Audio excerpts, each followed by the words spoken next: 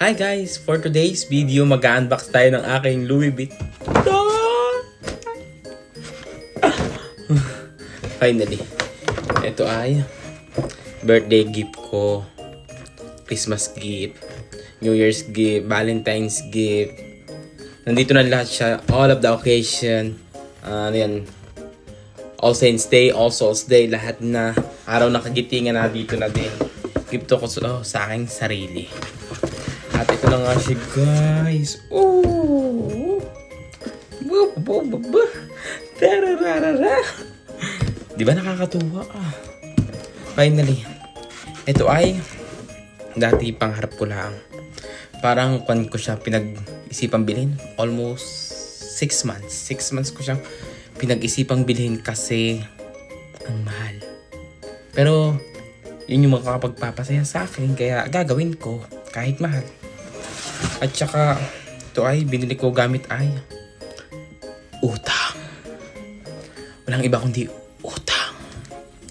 Kaya, ito, tingnan natin. Sabahan nyo ako buksan ang Louis Vuitton.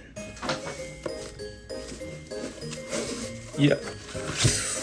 Excited na ako. Excited na ako. Matagal ko itong tinitingnan sa aking cellphone.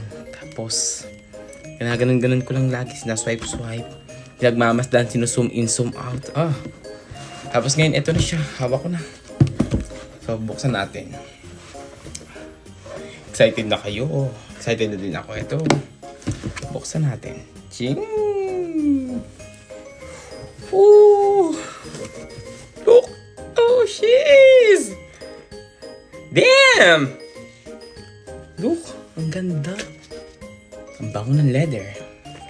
At kita nyo ang design.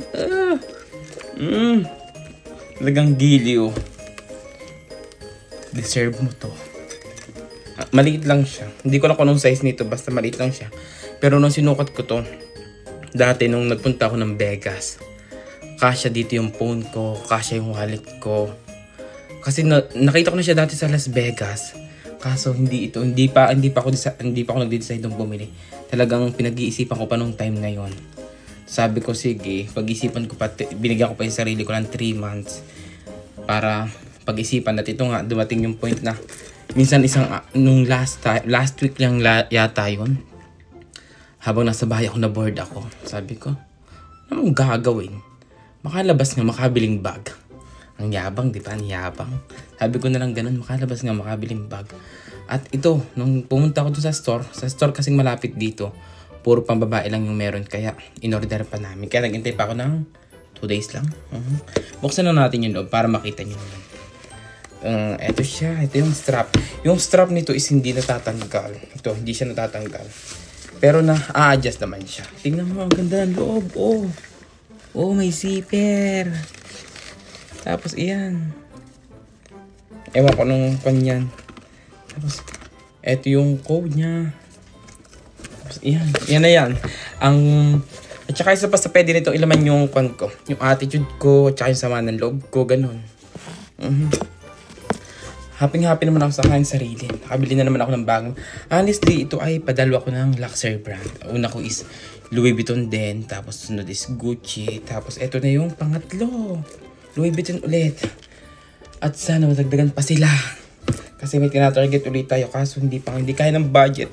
Mahirap lang tayo. Tsaka magpapasko. Sukatin natin. Ay. Oh, diba? Oh, siya. Ang ganda. Tama yung fit. Kasi yung everything ko dito. Diba? Yan. Happy na naman. Nakaka-happy talaga. Okay guys, thank you.